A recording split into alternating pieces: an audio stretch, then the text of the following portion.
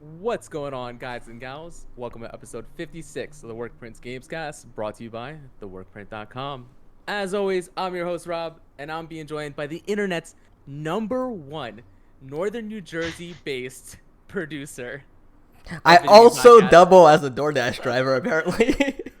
Bilal. What's up, Bilal? Not much, guys. All right, we'll get into the DoorDash story in 2 seconds, but I don't want to keep our honored guest waiting. Finally, making it a three-man podcast. We've been talking about. I think Bilal has been hyping your appearance for 5 or 6 weeks Oh now since we boy. started this back up. To Rob. We're being joined To by Rob, to just, be just to clear. me. Yeah, that's fine. Just to me.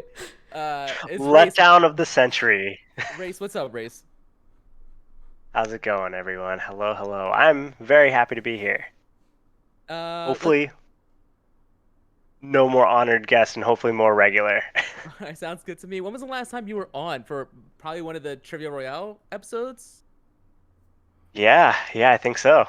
All right, so at that I point, it's think I been. won that episode too. Sounds about right. Was Bilal on it? Because we know he didn't win. That's a travesty. Every time I won, this was the best episode ever. Yeah. He Uh, was, he was. all right, we're gonna get into race actually, so you can tell us a little bit about yourself in 2 seconds. Let me just get this out of the way. So I ordered some pizza for my daughter, my son, and my brother who's visiting on DoorDash. And my order comes, we eat. I'm not thinking anything of it. Bilal sends me a message on Discord about the podcast tonight. And right under the Discord is a notification from DoorDash that says Bilal has picked up your order. Has delivered your order. So I messaged him back. I was like, bro, are you gonna make it Doubling up. back? Yeah, are you gonna make it back home in time? You're having a busy night. You gonna be ready to record? The drive from VA to Nice NJ. flaw. Doubling up. Yeah. I mean, when you're a Jersey driver, I guess you can make it in 45 minutes back and forth, right? Yeah. I mean, plus, Easy. I'm beta testing that Elon Musk Hyperloop. Yeah, Hyperloop. sounds right. Just for DoorDash deliveries. Exactly. But let's get over to Race. Race, why don't you first tell us a little bit about yourself, and then we'll get into what you've been playing.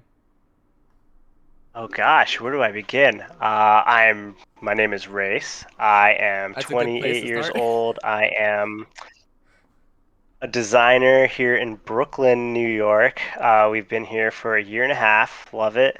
We have two awesome cats that are not around right now because they're sleeping. But yeah, I work partially in video games. I'm helping out G4 TV relaunch, so that's pretty exciting. I'm working on the design end of things. Can't say too much, but that's what I'm doing right now. And then playing a bunch of different stuff across everything whenever I can, and my backlog just seems to be growing as I keep playing these games. So it doesn't seem like I'm making too much progress, but still playing consistently every day. I mean, yeah, I can relate to that. I'll tell you what, as much as we praise Game Pass week in and week Yeah. out here, it definitely is killing my backlog of things that I want to dabble in, I want to try. And what ends up happening is I just end up going back to games like Smite over and over again. Oh So boy, yeah. no, it's funny Yeah, you no, go mentioned. ahead. Yeah, you mentioned that you're working on the G4 relaunch and you can't really talk about that. Honestly, you saying that is more than I thought you would even mention. I was gonna actually ask you about where you've worked in the past because you have worked at some video game places in the past, right? Yeah.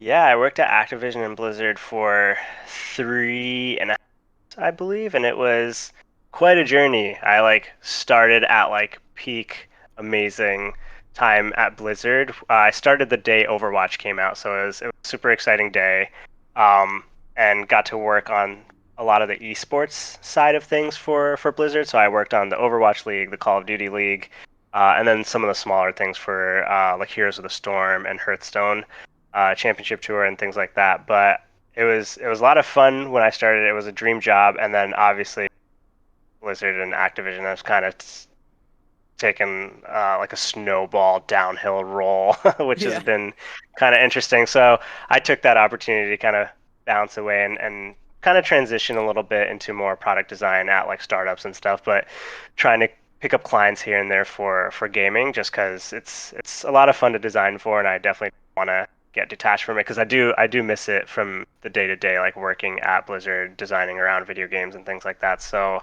yeah, being at G4 has been like a really fun way to reconnect. And the funny story is, it's my boss from Activision and Blizzard went and is a higher up at G4, and he recruited me there. So it's been nice to reconnect with him as well. I mean, that's awesome. I I always tell mean, people. No, go ahead. I was gonna say, tell us how you really feel about working at Yeah, Activision I know. Blizzard. No, I mean he's not wrong. It's not Yeah. like that's a secret, right? I mean there was Yeah. a Yeah. point actually. I mean it's probably his fault because it happened right after he started. So there was a Jeez. point where Activision and Blizzard as a whole was getting kind of stale. I think they've started to find a little bit of their footing. I mean, obviously Overwatch is making these changes, and we talked about this on a prior episode where I Nice. think a lot of the changes, especially this change to 5-player teams, is really to make matches more engaging to watch, right? Because a lot of times you watch them, and first off, they're a cluster because of how many characters are on screen, Yeah. but also oftentimes they are just it's like smashing action figures together for 30 seconds just to have like a Yeah. stalemate, you know? Yeah, Except pretty in this much. case, often it was a minute and a half, and then finally something broke. Whereas now with 5-man teams having one less tank, I think you'll see those kind of engagements kind of play out much faster. Yeah, there'll definitely be a lot bigger plays being made. I remember the announcement happening and hearing like from people working on the inside that all the esports team kind of just looked around at each other and were like, so who's the sixth man at this point? And Yeah. there was like this awkward silence. So that's going to be interesting. But I think the overall like team play and the dynamics of the game are going to be a lot more fun to watch at least. So Yeah, I'm I'm hoping pretty so. excited. I actually every once in a while will catch a match. I think that when you understand what's going on, and they've obviously gotten better actually tracking the action as they've it's been a couple years now. Yeah. I think it is fun to watch, but I do think the 6-on-6 is part of the problem with making it accessible to everyday people. So I think the switch to 5v5 should be a good one. But all right, enough talking about that. Why don't we get into what have you been playing lately? Yeah, if I'm starting, God, speaking of backlog, the reason I can't get through it is because I'm playing Warzone a lot with a lot of my friends, and it's probably one of the most recent online games I've played for like more than 6 months straight. And I think the last time either with you guys on a Blackout, or even before that, like Halo days. So like online games have been coming and going in kind of like spurs for me, but this has been pretty consistent in Warzone. It's been a lot of fun reconnecting with friends and playing quads, some days duos, whatever, whoever's online and playing. It's the meta is in a really good spot where there's not like one completely broken gun, so you can kind of pick up and play and still have a shot. So it's been a lot of fun. It's been majority really good to reconnect with some of these friends and just getting better at the game. Warzone, the learning curve is a little steep, I think, for new beginners. Like Call of Duty is so arcadey, and so is Warzone. Like there's nothing really realistic about it, but it's not so much that like pow pow pow run, pow pow pow run, pow pow pow. Like there's a lot more cover and kind of more strategy and rotation work when you're playing with the team. So it's been a lot of fun. That's kind of holding me back, but then games that I've been focusing on like the past couple weeks. I started Resident Evil last week and am pretty pleasantly surprised with it so far. There's like a few things I'm like a little on the edge about. I loved Resident Evil 7, and I loved it being primarily in like a single house and the story of Yeah. it and like the general location of Louisiana and stuff. And it really scared the shit out of me. A lot of the points in the game. This time around, it's definitely more like fantastical and like lichens and all this stuff. So it's not scaring me as much. It feels more like a horror kind of Action horror. actiony, Yeah. yeah, an action horror. So it's been a lot more fun in that regard. But I think I went in anticipating it was going to be like as like tight close quarters as Resident Evil 7, and I was kind of thrown off by that. Yeah, I think one of the scariest parts in that game is in Lady Demetru's castle in the basement. Yeah. And one like it's tight, close quarters, and that sequence that happens there scared me a lot. But I think the one that got me the most was I was walking through the village, which is for the most part pretty quiet. I walked through this Yeah. doorway, I see a lichen like eating a corpse.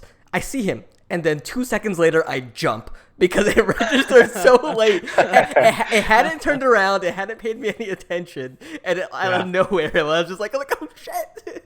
And Yeah. yeah, I was just Um, happy that nobody at all was around to see me do that because that Yeah, would have I sucked. feel like you mentioned that it's more of a fantastical and arcade horror. What it reminds me a lot of, the more I think about it, is it very much is like the closest thing to the video game equivalent of Grindhouse, where we had, what was it, Planet Terror and Death Proof released together, those two movies released together as Grindhouse. And it does feel like every section you get into is this different kind of campy horror, right? And we talked about this before. You do have more. I mean, I don't want to spoil anything. I don't know how far you are exactly in it, but there is some like body horror. There is yeah. some, you know, um, Yeah. I think I'm about halfway through at this point. So I've gotten through a good amount of it, and I definitely have gotten scared in some moments, and I've been been pleasantly surprised at just like the general setting of the game. Like when I first saw the castle first like come out of the woods and like you see like the whole world, I'm like, oh, this yeah, is like I look like I'm about to play Castlevania right now, and like I'm gonna go in right, and do something completely different. But I've definitely had my fair share of scares.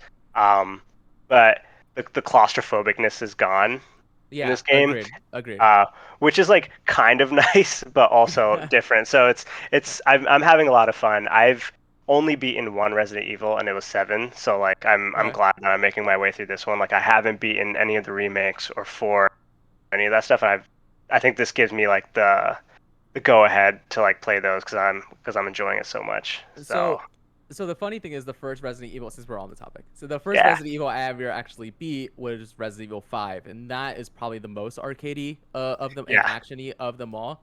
And so I was not really into the franchise as a whole. I mean, I've talked about this before, but I didn't really have a PlayStation console growing up. I was always whatever the opposite was. same. And so 7 was the first one that I like fell in love with the franchise, and then I did go and play the 2 remake, and that was so fantastic. They did such a great job with it that I then played the remake, Resident Evil 3 remake, and me not having any nostalgia for it, thought that was also fantastic. I mean, a little bit on the short side, but still great.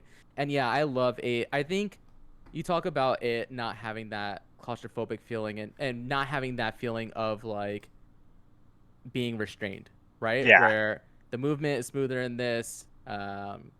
Ammo doesn't seem like as big of an issue as it yeah, normally is in these games. But what I do think that helps with is, I think it helps with the pacing of the game. It is the first in the franchise where I felt like at no point that I want to put it down. Like I could have played this all the way through just because of how much fun it is to play. yeah, Um, and anytime I died, the few times I did die, it wasn't out of frustration. It was literally out of, well, there's a part later on that I'll wait for you to get to that we'll talk about, sure. but it wasn't out of frustration. It was just lack of skill. And Yeah, whereas I hate playing games and losing because of resource management, right? Like, I mean, I yes. understand that's the allure for some people, but um, It's not it yeah, for for me me, either. yeah, that's not for me. Yeah, not it for me either. I'm playing on just like normal mode right now, so um, I haven't had trouble with ammo at all either, and it's been kind of refreshing. It's been kind of nice knowing I don't have to be so intense with it because that you're right, the frustration kind of settles in, and that's probably me being more casual with Resident Evil. I think another side of me, like the side that loves like Soulsborne games and things like that, would want a tougher challenge. But that's why I play Soulsborne games. I Right, don't right. want it out of Resident Evil, at least yet. Yeah, yeah. Have you been playing anything else? The last thing I started, and I can't believe I haven't played this, was the Ratchet and Clank game on PS4. So I'm making sure I get through that before Rift Apart comes out because I'm very, very excited for it. And it's from what I've seen so far, like the gameplay trailers and everything. It's the first game I've seen that, like, even 10 years ago, what I envisioned like next gen would look like all the dynamic stuff going on in the background, like everything kind of going on. Like it just screams like a next gen title to me, along with like the new Horizon gameplay footage as well. But yeah, I'm playing the PS4 Ratchet and Clank right now, and I'm having a lot of fun, and I can't believe I never played it before. I mean, you picked it up at the best possible time because they put out that PS5 update for 4K 60, and that game was already gorgeous on the PS4 Pro, and so I can only imagine what it looks like on the PS5. Yeah, I felt like I was playing a current gen game. Well, I don't know, like I felt like it was dated whatsoever, and that was an early PS4 title, I think. Yeah, I mean that game holds up. Actually, one of my most controversial takes involves that game, where I actually think that's the third best PlayStation 4 exclusive after God of War and Bloodborne. And so wow, Naughty Dog, nice. the gauntlet has been thrown. I was gonna say, no Naughty Dog up there. They already know I have beef. Naughty Dog's not even in my top 5. If I'm being honest. Naughty Dog makes great movies. They make two great movies. Oh man. All right, Bilal, take it away. What have you been playing? All right, what have I been playing? I finished Biomutant, and what I said last week stands. I did come around to the combat. Like the open world is very well crafted. The lore and everything is fantastic. But the way the story's narration plays out through a narrator dictating all the dialogue really disconnects you from the characters that are within that world, and it really becomes disconnected because there's this entire vengeance story that is built in to the narrative, and then when you actually learn about it, it's just a narrator going, hey, yeah, you know, like this is what happened to this guy and this is why you guys have beef, and you're like, I would have loved to have these two characters talk it out and have this been revealed in a way that, like, with actual characters. I mean, everyone in this world is a furry of some sort. They're like some sort of anthropological creature. And, like, they're cool. The characters are cool. And so they should, in their own right, be able they should communicate it. I mean, like, people love mascots. Look at Overwatch. Like, Overwatch is... the characters are just as big as the gameplay, the gunplay in those games.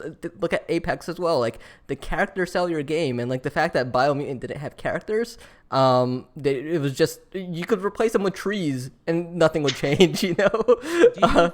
Do you think if they went the Legend of Zelda route and instead of having a narrator just had text popping up or like an old school JRPG, would have been better? Yeah, it would have been 100% better, just because it would have given the characters more characterization, because what it ends up coming off as is somebody needed to write down dialogue and just wrote general notes, and the narrator read those like shorthand notes of like, this is the part where you learned about what happened in this area, and like it's like radioactive explosion caused all this to happen, and that's what the narrator is essentially telling you. No qualms to the narrator. Whoever, I don't know the voice actor for him. Fantastic job. I just wish, and you can have him like in the world explaining things as the events happen in the background, but give the characters room to breathe and talk.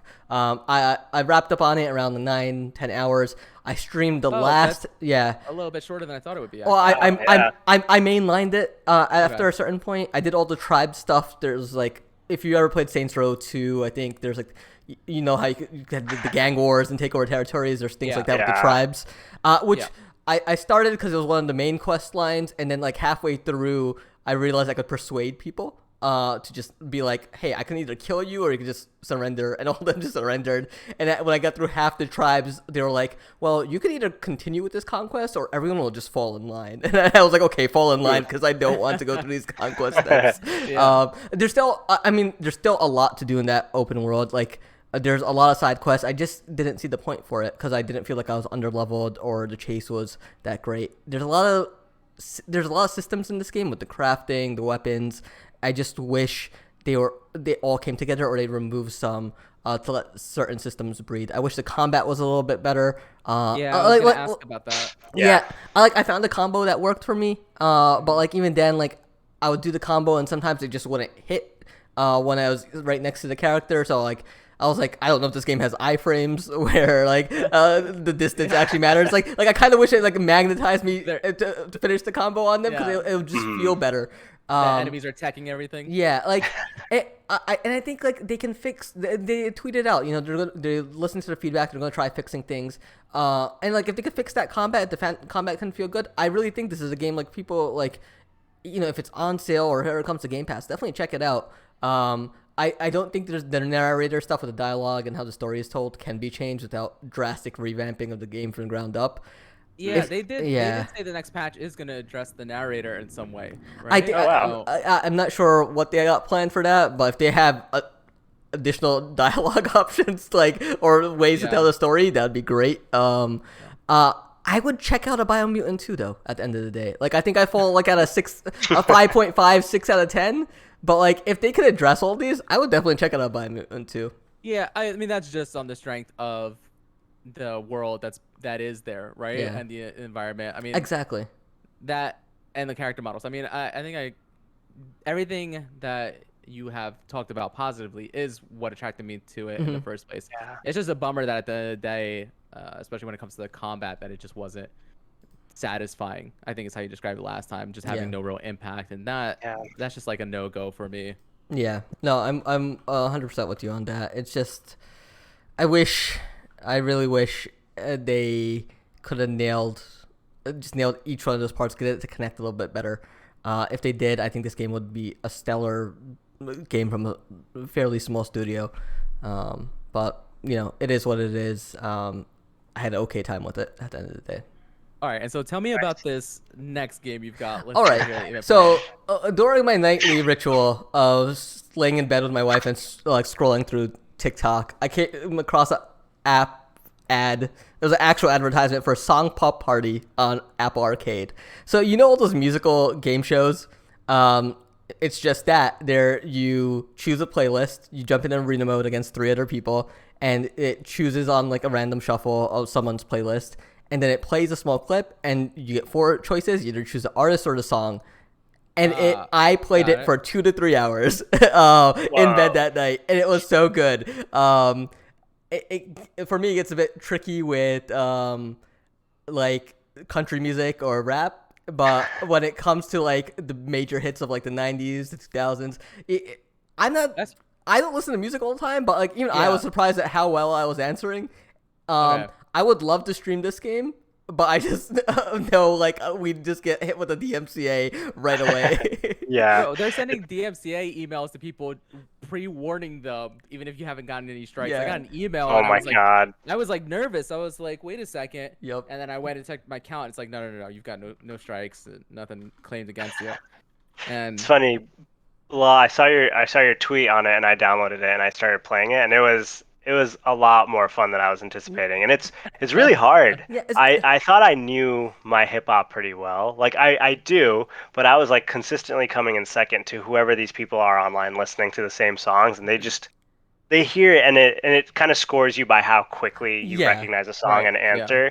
And these guys were answering like 0.4 seconds. So- I haven't even heard a beat yet or anything, and they were answering. So all right, hold on, real quick. Just because it reminded me of something that was buried deep in my head from a long time ago, and this isn't even video game related at all. So just bear with me. When I was I had to be when I had in between junior and senior year, or just after senior year before I went off to college. I had gotten a job through a temp agency, and it was essentially a customer support line. And to this day, I still don't know what we were doing. It seems like what we were doing was helping to test and fix the automated software that comes on. So we would listen to a clip of somebody calling the support line, and then we had to, based on what they said, enter in the next command, right? So if they said, press 5 for blah, blah, blah, or say 5 for blah, blah, blah, and they said 5, we'd have to hit 5, okay? A lot of times it was just people screaming, operator, operator, so we're just like hitting operator. But the way we got paid was you got points based on how fast you were and if you were correct. And the way you were correct is if the majority of people selected the same thing. And there was also a way for you to like dispute whether that was actually, just because the majority went with it, whether that was actually the correct thing.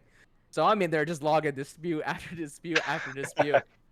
I think I lasted like 2 weeks at that job because I kept falling Nice. asleep listening to people complain about not understanding them or whatever. Anyway, is so what were we funny. talking about? Oh yeah, song pop. Yeah, so if you're catching the stream, I've got a video playing. Essentially, what it does is it teams. You can play solo against CPUs up to 1 to 3 CPUs, or arena mode against players. You get experience. You do about, I think, 10 to 12 songs. And as Ray said, fastest person gets more points, and then afterwards, the next person gets less, and if you get it wrong, you don't get any points. The lowest amount of points you can get is 50. So if you take your time, you're guaranteed 50 points. And so at the end of it, whoever has the most points wins the round. You get experience to level up, and every time you level up, you end up getting a key. And these keys can be used to buy additional collections. And so with these collections, you can then unlock new playlists to play against other people. So if you're good at 2,000 top hits, you can get that collection and then wreck people in that. It also felt good to wreck people who I knew were just younger because of their usernames and the year at the end of them. And they'll be like, you guys don't know 90s music.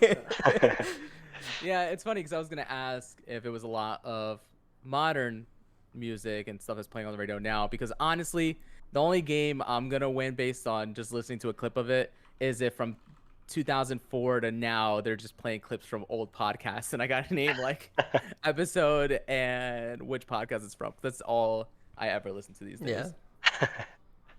Yeah. All right, so yeah, I mean, I've got a short list this week as well. Not a lot new coming out, and somehow I missed Song Pop Party. So you gotta see my tweets. Look, I influenced Race to try it out. I think I talked about it last week that I had started Returnal. I did talk about it. That I had started Returnal because I remember mentioning the fact that on my second run I beat the first boss and I got to the second boss. I think the second boss took me 2 tries to beat. The harder part about the second boss was actually just getting back to it for me, because that desert biome is a nightmare as far as the enemies are concerned. At least for me, that's where I struggled a lot, was just on your normal enemies getting to the final boss. The third boss also took me 2 tries, and the first time I got to them, I actually got to the third phase, as all bosses do. But I had the what's it called? Like the lob bladder. Oh, the rock glint lobber. Yeah, the best gun in the entire game. Okay, that is not true. Oh, what? I also don't think. The disrespect. It is not the best gun. If you say the Hollow Seeker, I will slap you. I think it's the Hollow Seeker.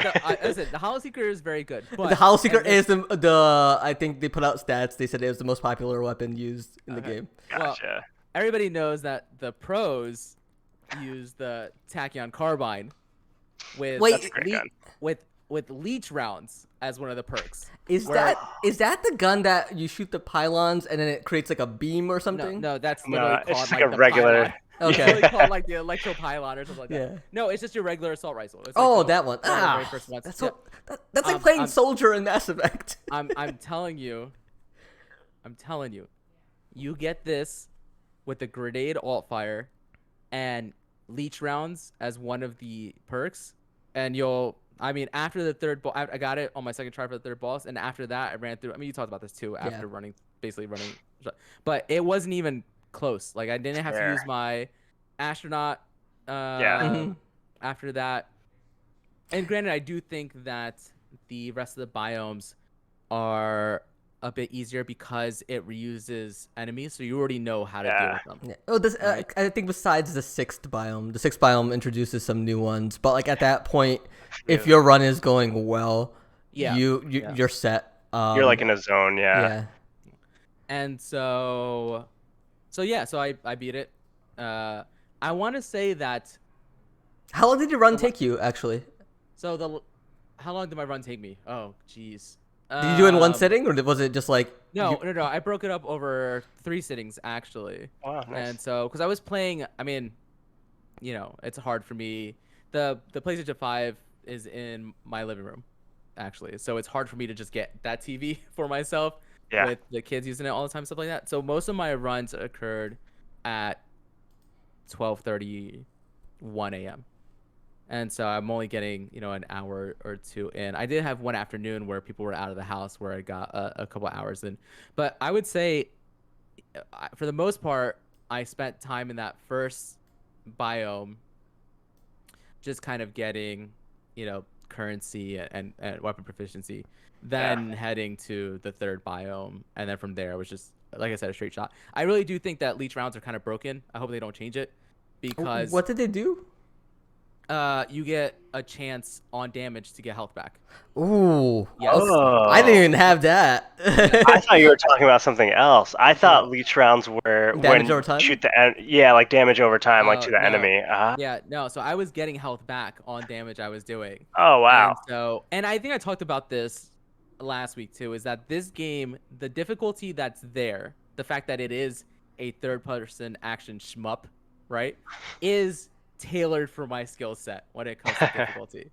Yeah. And so I'm actually kind of upset with myself with the bosses that did take multiple tries, even taking multiple tries, because in my, obviously, hindsight being 2020, and now I've gained the skill from playing it as much as I have, but those bosses aren't that difficult, right? I No, mean, if yeah. you stay moving and you get the hang of timing the dash, then Reset. it really isn't. I think this is one of those games that's going to go down as people remembering it being more difficult or talking about it being more difficult than it actually is. I kind of feel that way. And granted, like I said, this game is kind of tailored to my skill sets. It's kind of the same way I feel about like the Ori games, where people talk about those being ultra difficult. And while I think they are a challenge, it is tailored to my particular skill set. So I didn't find them as hard as, say, Bloodborne was. Granted, those games are not my skill set. So, but yeah, and the environment in this game, the character design, just the way it feels to play, all fantastic. Question for The you. run, the runs are too long. Yes, The, yes. the runs Yeah, are the runs are agreed.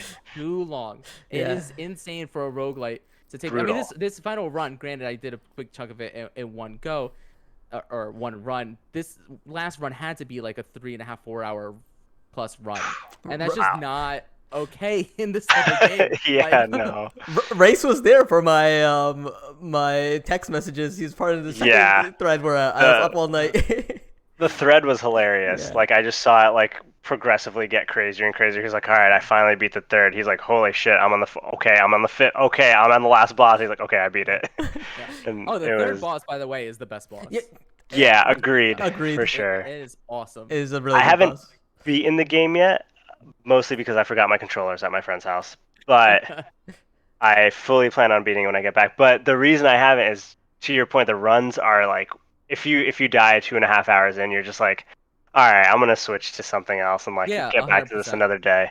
Um, so yeah, 100%. I totally plan on beating it probably this coming week And I or think this This, weekend for it, sure. this, and I think this, I said it as well. When the run where I actually beat the game was actually the run where I would have likely been my last run, because I think I was about to be done with the game because the runs took forever. Because like I'd do all of biome 1 besides the lockdown room just to get my health up and get the weapons I wanted, and then get to Yeah. biome 3 and then take one hit from the drone and just be like, forget this, because those Yeah, drones those are freaking rockets, man, take out like 1/4 of your health. yeah. See, that's why you can't use the rot bladder or whatever it's It's called. too Listen, slow. no, You gotta use you guys don't know how to use it. Hip fire, just keep moving. I'm telling you. Yeah, yeah, Uh, that's why I love Uh, the Hollow Seeker.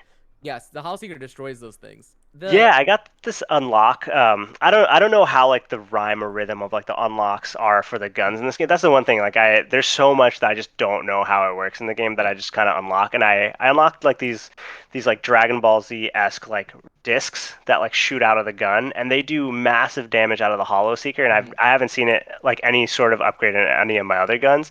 But that's why I'm using the Hollow Seeker so much now. Is that one upgrade like it bounces around and it just completely decimates everyone. It's fantastic. I'm just imagining this small little Krillin just doing his destructive That's blade exactly attack. what it is. He's just shooting Yeah, out. He's just he's shooting on out my Krillins. shoulder. He's just on my shoulder, just like throwing. It's all good until you get to the biome where Frieza is. Oh gosh. Yeah, almost there. It's funny because this game is 100% not a okay, just one more run game. This game is Totally like not. you're done the run and you're like, I need Maybe a next drink week. and I need to like go lay down. I'll be Mhm. back. Yeah. Rob, That being said, how did you that feel about being- the story? so I think it is very interesting. I also, when I was done, I went and read some like, theories and on what it all means. I also listen. Yeah. If you release a game and it's a roguelite and the runs are 5 hours long, and then you have the nerve to have a second secret ending, I'm coming for you. All right, because that is first off, I hate secret endings. I hate Yeah. because I'm not. And I've talked about this before. I'm the kind of guy who I play a game, I'm done with it. Right? I don't want to replay the same content I've already played. I think that's why I tend to stick with multiplayer games, because even though it is kind of the same rinse repeat, every encounter is different. Especially battle royales, right? You're picking up different loot, you get different weapons, found yourself in a different ending zone, and I'm just not the kind that's gonna play a single player game multiple times, especially not like. Now, don't get me wrong. I know that Hades has to get its true ending. You have to beat it multiple times, but those runs are nothing in comparison to. Yeah. And what you Hades have in is Returnal. fun all the way Yeah. through, even if you have a Oh bad my run. God. Like, Yeah, I love it. because I think in Returnal, one of the problems I do have is like there are runs where I just don't get the weapons I want in biome one. Anything. Yeah. And then I get to biome 2 and 3, and I'm just like, please God, I just need a chest, and nope, that's not it. Like I've had runs where I've gotten to the boss and I've beaten it, and like in biomes 1 and 2, and then died like in the next biome, and then I get to the next run, I die in like the third room because like I don't know if I was just being careless or Yeah. just frustrated. Now- It's a great time. Like even now, like I don't plan on doing this. I was planning on doing the secret ending. I don't know if I want to go actually do it. I- But I- I'd fire it up again just for a quick Just to run. play. Yeah, so I Yeah. would fire it Yeah. up again just to play like 6 months from now, or if it comes on PlayStation months. Plus. But I don't see myself playing it. And I looked up what the second secret ending is, and it just doesn't add enough to justify it, in my opinion. Gotcha. And so now, as far as the story itself, I will give them credit. I did not see it going exactly the way it went. I thought it would be something very similar to what it was. I think they do a decent job. And granted, I think part of the reason is, and I realized this as I was watching other people's videos and stuff like that, is that, and this is gonna sound so arrogant, but I don't mean it that way at all. But because I didn't die again after that, because I'm such an alpha gamer.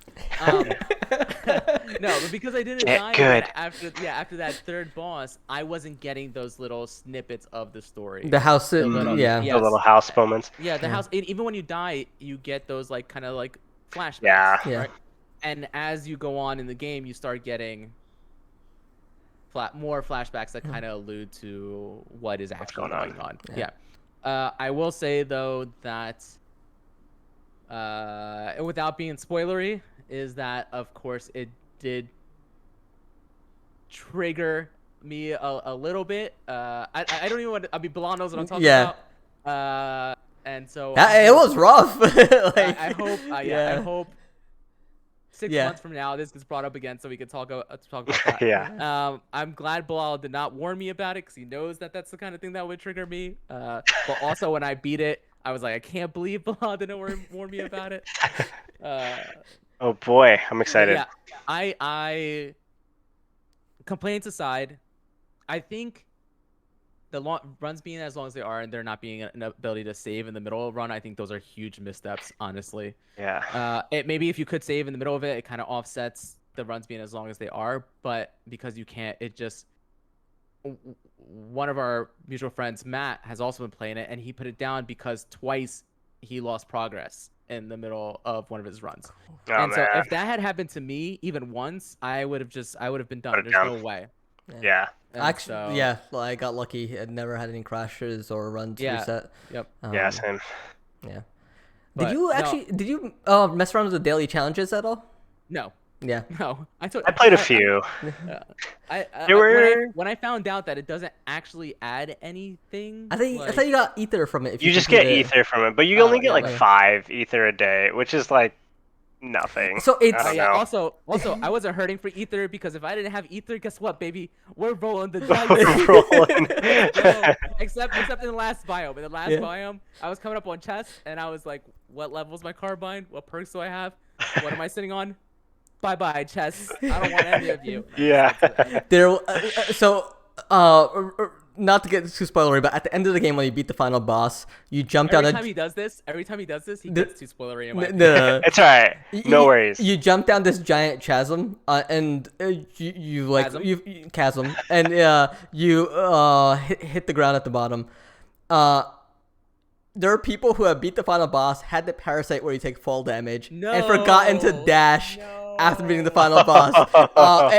It is great. I feel their pain, but could you just imagine that happening? I would turn it off, delete the game. I don't think I would play again. I believe it 100% because one of my runs I had that, or in that run I had that parasite, but then ended up taking it off later. And there was a point where I forgot that I even had it because I just wasn't falling from high places. And then at one point I fell and it left me with a little bit of health, and I was like, "What the? What just happened?" I was Yeah. like, "Oh yeah, that little rat on my back is." Like... But all that's to say that I love that game. I don't know. It's so funny. I don't think I've ever had a game like this where I think it's so fundamentally wrong in some of its game design choices that don't impact the actual gameplay. Yeah. Yeah. Right? So the actual gameplay is so good that it just pushes me all the way through, and I absolutely love my time with it. I mean, it is better than anything Naughty Dog has ever put out. Shots fired. I need to get some a stream deck button that's just shots fired. That's amazing. One thing Anyway. I do want to say, like last point, Yeah. the reason why I had so much fun with it and like the controller, like the PS5 controller, like shined really brightly in that game, and it just I like forgot until I switched to Warzone, and I'm like, what is this like squishy thing that I'm playing with right now, like this trigger? Yeah, I really had a lot of fun with the controller on Returnal so far. Yeah, so it's funny. I think for me, I think the haptic feedback is fantastic in Returnal, especially when it's raining. Yeah. And then Oh yeah. I too often would aim down sights and accidentally trigger my alt fire with Gotcha. it. That for me, I kind of hated that. Gotcha. The good thing is I discovered partway through is you don't have to aim down sights in this game. Like you can hip fire if you have the right All weapon. hip fire. You can just hip fire. Yeah, that's the way to go until Rockland- you're using your alt fire. Rockland Lobber, my hip fire. God. Unbelievable. Damage over time, you fire, you move out of the way. Like I didn't even need to aim. That weapon was the best. Oh my god. I want to meet someone who used a shotgun because I could There's not. no way. No. There's no I way. want to see someone who was playing with it because How do you fight anything. the Like- The third boss. Oh, wait, I'm wrong. The third boss is not the best boss in my opinion. The fourth boss is. The fourth boss is the coolest. Yes. The third boss is the best fight. I did beat the fourth boss. Yeah. Yes, the, but the the third fourth boss- the third boss is the most cinematic. It's the most Michael Yeah. Bay. Sure, yes, Yeah. sure, yeah.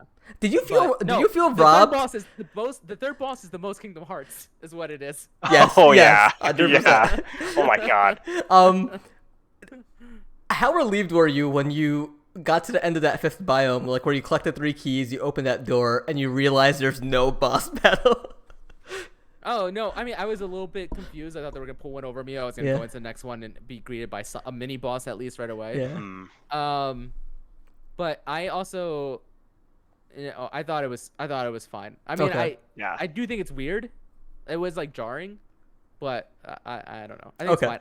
I think it has a perfect number of bosses. I also think that you even when you get to the last one, you're kind of like, all right, I know what we're doing here, right? Because it's not they all shoot stuff at you. You know, like there's no varying in. Granted, their attack patterns are and the patterns they spray it in, blah blah blah. But it is fundamentally kind of the same encounter every time, outside of the third boss. Yeah. The Kingdom Hearts boss. Yeah. God.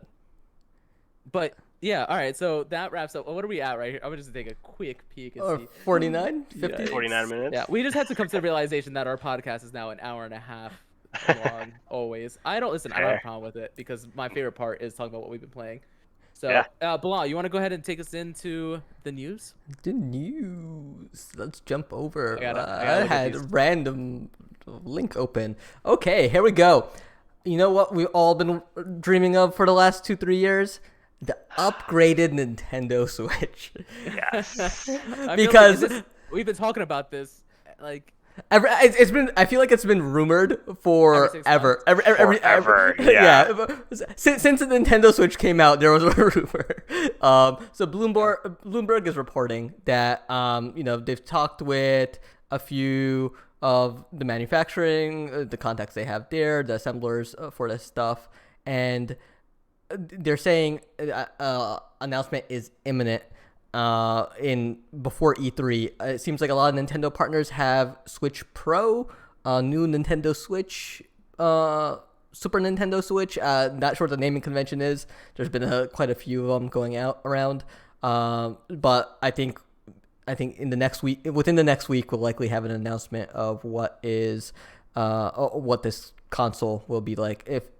And it seems like I can't tell if it's gonna be a mid-console release or if it's just Nintendo extending the Switches, or if there'll be like a Switch 2 after this, or if there'll be exclusives like they've done with the new Nintendo 3DS. But what we do know from talking from Bloomberg is the unit will have a larger 7-inch OLED screen with the 720p this resolution, which is the same as the current. The resolution is the same as the current one. The OLED screen is new. And so the 7 inches from other reports that I think came out of the Spain site as well is it essentially is getting rid of the bezel. So you'll have essentially is a very beautiful tablet in your hands with OLED screen. It'll be capable of outputting 4K resolution when docked and plugged into your television. And the standard Switch, it has a 6.2-inch LCD, outputs a 1080p. So very curious. There's been no confirmation of anything in terms of like if there's gonna be Bluetooth in this, which it really should have. Yes, agreed.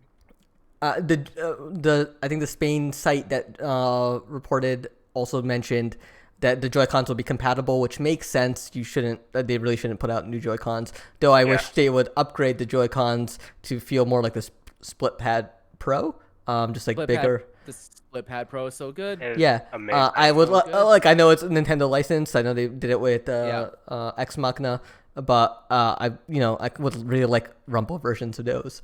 Agreed. And I think the other thing that folks are really excited to hear about is if the DLSS from NVIDIA's chips. So deep learning super sampling.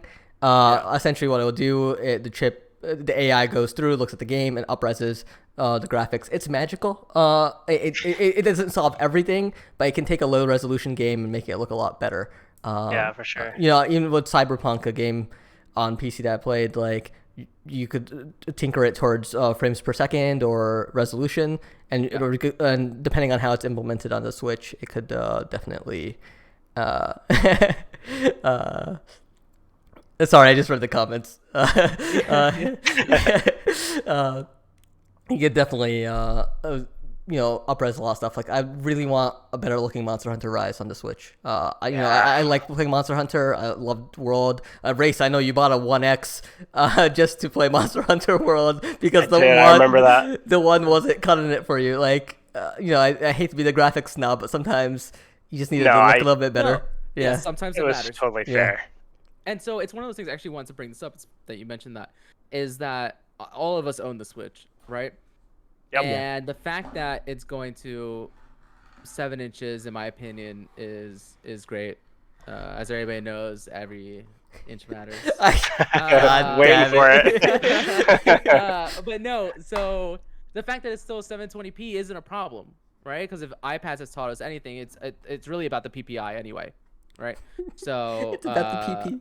yeah, I knew you were gonna. I could see you like giggling when I I was said it. waiting for Vlad to say something. Yeah, and so and my problems with this Switch were had nothing to do with how it looked in handheld mode. I actually think that the games that have been coming out, as far as the way they look in handheld mode, are perfectly fine for what we have in our hands, honestly, for a portable. And that's the way it should be treated when it's in handheld mode, like a portable. Now, granted, what I would like to see is some improvement to frame rates in handheld mode. I think that's where we can get an extra power boost. And then absolutely the ability to output 4K on a TV, because the biggest problem, one of the biggest problems with this Switch is how it looks on modern 4K TVs. It really does kind of look bad. I have It that does. M cable, which allows for a little bit better picture quality or upscaling of the resolution on one connected to the TV, and it helps. It definitely helps with some games, but it's not enough. And so, here's fingers crossed that one this thing can be pre-orderable, because Yeah. Oh my god. scalpers. yeah. God, I don't want to have to pay a premium. I don't want to pay premium, but you know what? I'll have to do what I did last time. Have my wife get on the websites and just grab a pre-order, because she managed to Yeah. get everything. Wow. Yeah, She's got the touch, man. she got the touch. Yeah, dude. I Three will out of say three. the one thing though that I need to hear is, and it has to happen this E3, is we need to hear some sort of revamped chat system for online on the Switch. Because honest to God, I mean, you talked about it should have Bluetooth capabilities so that we could use actual dedicated Bluetooth headphones on there. Yeah. The thing that stops me from playing the Switch online is playing online with friends is awful. Like having to use my phone, Oh whether my it's God, Discord or their awful party chat app that they came up with, is Race, a disaster. you remember when we were playing Smash Brothers together when that came out? Dude, we tried. It was the biggest mess. I mean, I don't. hey, I Splatoon, right? I've tried. Yeah. Like, it's just Thing is, it's a- Splatoon is so fun too. it's so good. Oh. The one game I've been playing that I didn't mention, I mentioned it last week, is Knockout City. And Knockout City gives me Splatoon vibes in the same way that it's just fun. It's just like pure, nice fun. Yeah. And I so- totally would have played Splatoon a lot longer had the online services been like anywhere near just functioning. But it's just real bad. So hopefully they do something with it. I have low hopes in that regard. Like my expectations are just like non-existent. So if that's a plus, I would be ecstatic. I'm telling you, all I need is a party chat. I don't need Yeah. anything else, nothing else. Like, just give me a party chat that's system based, and let's go from there. Yeah. So, All right, jumping from the world of Nintendo. Rob, I thought you were gonna do the lights. oh yeah, sorry. We're jumping to the world of For it now. Xbox. Oh hey, listen, I can do those. Yeah. Oh God, it's opened in the wrong tab. Oh my god, Sorry. what a disaster. Technical difficulties all over the place. All right. Xbox has announced their E3, not E3, showcase, the Xbox and Bethesda game showcase. It seems like Microsoft is bringing out the big guns for this this year, which is their acquisition of Bethesda. So according to this, Sunday, June 13th at 10 a.m. Pacific time. There we go, Rob. For those Nice. for those not watching the live stream and listening to the podcast, you'll see Rob switching his lights in the background to the proper console manufacturer. So we have green for Xbox. Yeah. So Sunday, June 13th at 10 a.m. Pacific time, I believe that's 1 p.m. Eastern, which means I've got a block. Oh, no, that's Sunday. So no, I don't need to block up anything for work. Thank you, Microsoft. So they're saying it's going to be a 90-minute show packed with, an epic gaming lineup coming out of their partnership with Bethesda.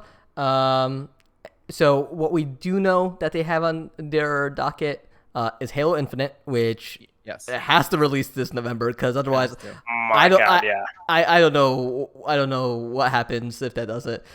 We know Everwild is in development from Rare, Avowed from Obsidian, Perfect Dark from the Initiative, though it might still be early on that one.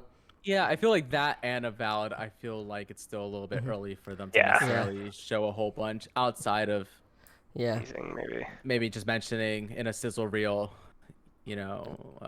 all these games are coming Yeah. or whatever. Yeah. Oh, I I'm think sorry. I think maybe we see, and I'm hoping we see some Fable news because we know that's coming out of Playground Games. They had formed that second team to kind of work on it, and at this point, Forza Horizon 3 has been out for 2 years, right? So even if Forza Horizon 4. 4, yeah, 4 Oh, has been Forza out. Horizon 4, yeah, sorry, Yeah. has been out for 2 years. So even if some of that team is working on Fable as well, at this point, the bulk of that team would have transitioned to whatever their next project is, leaving just behind a smaller support and DLC team. Because the Forza that we are for sure going to get this year, because they said they were taking a year off, being last year, is the next Forza Motorsport. Yeah. Right. And So I hope there's enough of a shakeup to that formula. It's a good formula. They have the Horizon series has a great formula. I just wish Yeah. they do shake it up a bit. Add something new. I know it's kind of hard to do in the racing genre, Right, but yeah. Yeah. and they've done great stuff in their DLC. Like I think what was it, the Hot Wheels DLC? Yeah, they did Lego Yeah. and Hot Wheels Yeah. and a bunch of You know what stuff. the next step is they have to Assassin's Creed it, right? Where you have this open world that is mostly based in reality, but then has these like fantastical elements. Yeah. Maybe you go. I mean, it's been a festival the past couple years, right? What do you get at festivals? Mushrooms. So maybe your character takes some, psychedelics and starts tripping, and you get to drive in these magical worlds. I mean, that's the way to do it. Or, ready? Here's what you do. You have Bethesda. You have these 86 other studios that you bought recently. You have the Spider-Verse version of Forza Horizon where you drive through different locales in all these properties that you own. That'd be cool. I have been playing Horizon 4 recently. With Mhm. my F1. I just want to drive something fast.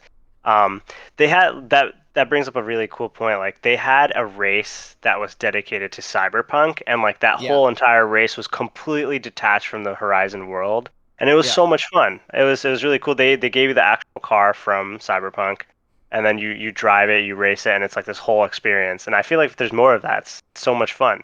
I mean, And yeah, yeah, Bilal mentioned the Hot Wheels partnership and how they keep bringing that back. I mean, the best stuff that they have done has been the stuff that's a little bit more fun And in concept. and I think with Forza, they've also, I think this was last year during the summer, maybe they also released that create a track mode or like an event type creator for Forza Horizon. So I mean, the tools are there. So you got your Halo Forge for Forza. So Yeah. what more Yeah. can they add to that toy box, and what can people come up with? Because I know that did get added way past the fact, but with Forza Horizon 5, I think we might be able to see some cool stuff coming Yeah, out. but I mean, it's still gonna be Yeah. a couple years. Like I said, the next one's gonna be motorsport, so you're gonna get your ultra serious track racing, Yeah. yeah. and then I think they'll probably move to. I think they'll continue on this 2-year cycle between releases. I think it makes sense. It gives each release time to breathe, and they've been fairly successful with their DLC releases for these games. I think Forza Horizon is a fantastic racing game. It's actually like the Yeah. only racing game I still pop into. I've tried to dabble back into the Need for Speed series when they release new ones, and I'm always just kind of disappointed. Whereas Yeah. Yeah. Horizon just looks great, feels great, is the right level of arcadey and sim for me. Yeah. And so Yeah, Agreed. and yeah, I know. I think Psychonauts 2 will be showcased, and I wouldn't be surprised if we see announcement trailer for that, and it drops right after the show. Yeah, that game's ready for That'd be preload cool. already on Game Yeah. Pass. Yeah. yeah, I think I agree with you. I Yeah. think that is their like, and you can get it right after this. Yeah, Yeah. And so and then I'm guessing we'll see what's next with Sea of Thieves, a game that I am still shocked at how big that game is after how it Yeah. launched. Same. It's we need to play Sea of Thieves. Hey, listen, credit to them because Yeah. I've dipped back in with friends who discovered it later and friends who still play, and they've added like actually fun content to that game, and there's things to do, and there's a little bit more direction. I mean, it's still one of those games where you get what you make of it, right? What you put in is what you're gonna get out, Mhm. similar to a Minecraft or something along those lines. But yeah, I'm excited to see what they do next. I think as far as this showcase, I think the thing that is most exciting for me is what's going to come out of Bethesda. Not just seeing possibly Starfield. Um, I think just hearing what's next for Wolfenstein, Yeah. right? What is possibly next for Doom? A Wolfenstein 3 would just be Yeah. exactly what we need. Amazing. I'm Yeah. also curious, just because of the business dealings involved, on whether or not, and if so, how much time is dedicated to their upcoming releases of Deathloop and Ghostwire Tokyo. Like, And those are PS5, PC launches first, correct. and then They later are, yeah. to I think a year later for Xbox consoles. Yeah, I mean, I don't think they've even said like what the exclusivity deal is on that Oh yeah, the stuff. Yeah. term. Yeah, it could be 6 months. It And could so, be a yeah. year. So Yeah, I wonder, my guess is that if it is 6 months, they will say it's 6 months, yeah. right? I wonder At if they even this showcase. I wonder if they even show those two at on Microsoft stage, or if they Or just do be they just leave it for for Sony. Sony Yeah. to show Yeah, off? yeah. I don't think you waste your time for a Sony exclusive, True. as much as it's a nice highlight. But like I think I would love if they saved it for Sony and let Sony show it off as part of some co-marketing deal that Sony has in place with Bethesda, and like we just get Phil Spencer coming out on Sony's like thing. so Deathloop is a Amazing. big game and part of the Yeah, Microsoft yeah. family, and we're glad to bring it to the PlayStation console. For this one. Yeah, and So then you're not For getting the this sequel. one. and Yeah, and you're then not getting the sequel. then Yeah. behind Phil Spencer, you see like a Ratchet and Clank doll sitting on his shelf, and everybody's just like, "Wait, what's happening?" Yeah. You just need to troll everyone like that. Yeah. Yeah, but for me, I'm keeping my expectations tempered. I know it's an exciting E3 coming out of a new console launch last fall, but we also had COVID to deal with, and I know a lot of studios are still trying to figure out, like they're finally getting their footing. A lot of Yeah, fell right. behind Yeah. schedule. So as much as I want this to be a super exciting E3, I'm just gonna keep my expectations tempered, and Yeah, I think E3 2022. That's my hype. That's where my hype will come. the reality is I think we're gonna get deeper dives into Halo Infinite and the second Senua game. What's the Yeah. second one? First one's Senua's Sacrifice. Hellblade.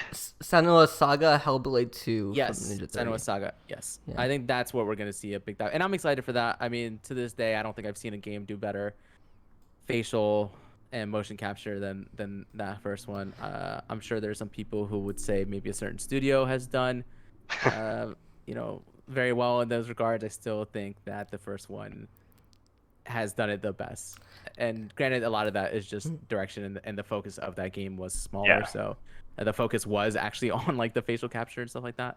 And so I'm really excited for that second one. That first one was such a pleasant surprise for me. So, question: do we do an Elden Ring bet? Does Elden Ring show its face on the Microsoft stage? Yes, it does. I think so. It does show its face. It is literally 10 seconds. We get nothing new.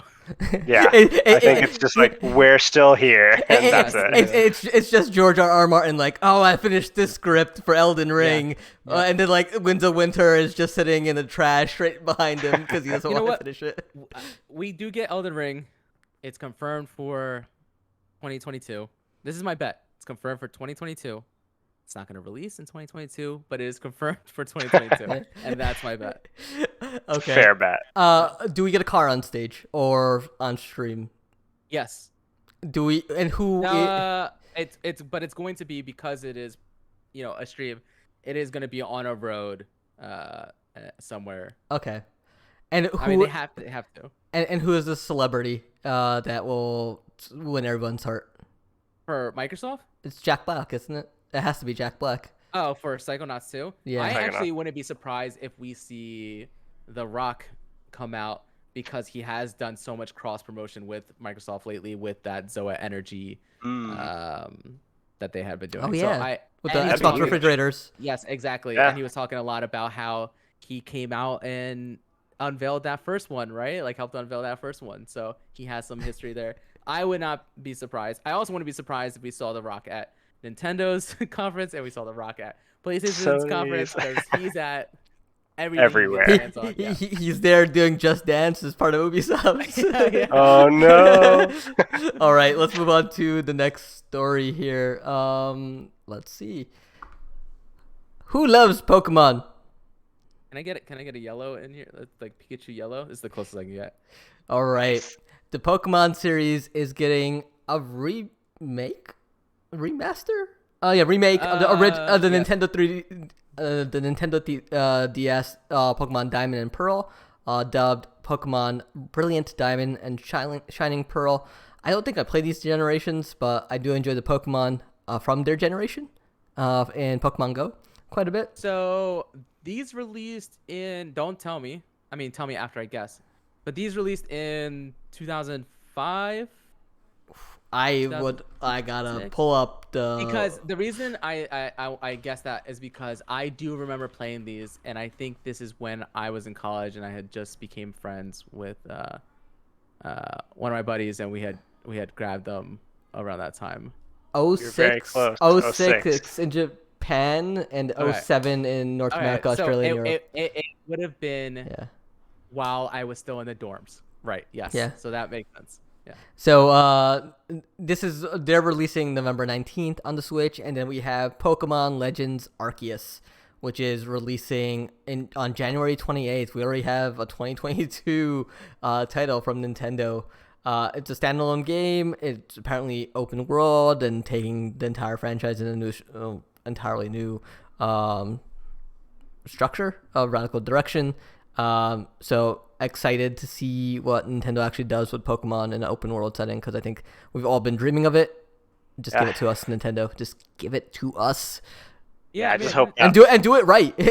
Please. Yeah, I hope that open world is like lively, and I'm a little reluctant to get on the hype train just because of Sword and Shield was like so barren Sword and in terms of. Sword and Shield was so easy too, which like was the reason Yeah. I ended up beating it. And like, it's cool what they do with Pokemon mythology, because like that part of the game was cool. Like I don't need to do gym battles or whatever 8 badges I need to get. Do something cool with the mythology in the Pokemon world. They have cool stories. There's apparently a koala Pokemon, according to this Kotaku article I read last week, that is born sleeping and it never wakes. It never wakes up. In its entire life, it lives and dies sleeping. Yeah, I want to It's see like tragic. really cool moments I'm walking not that around. Far off, honestly. What? Yeah. That's not far off from my existence. If I'm being honest. All right, so that's it for Pokemon. Last week, if you were with us, joined me and Rob in the news section of everything is getting a stream, and so we're about to kick off on some of those announcements there. So number 4 is the Dragon Quest Anniversary stream. Kicked off with quite a few announcements. So we had a mobile game announced, which looked like a match 3. It's called Dragon Quest Keshi. So it looks like a match 3. You're just making stuff up. Right now. Dragon Quest Keshi, okay? That's what it's called. Yeah. Then they followed it up with a Dragon Quest 10 10th anniversary update. They showed a video. Dragon Quest 10 is the MMO that released on the Wii and it was ported over to the Switch, but it's been Japan only the entire time. So they're spending a lot of time on this. And remember, this stream is simulcasted in Japan and North America, and has English translations over it as well. And so everyone's getting hyped. The trailer looks cool, and then as they're talking about it, the little asterisk pops up. No plans for worldwide release, and everyone's like, God damn it! So it looks dope. They talk about 6.0, which is the next update coming later this fall. the new expansion is the climax of the game's story so far.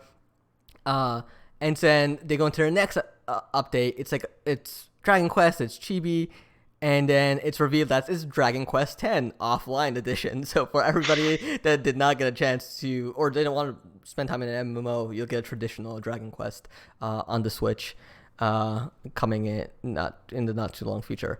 My favorite update, though, not even Dragon Quest 12, which was announced at the end of the stream. It is the Dragon Quest 3 HD 2D remake. HD 2D remake.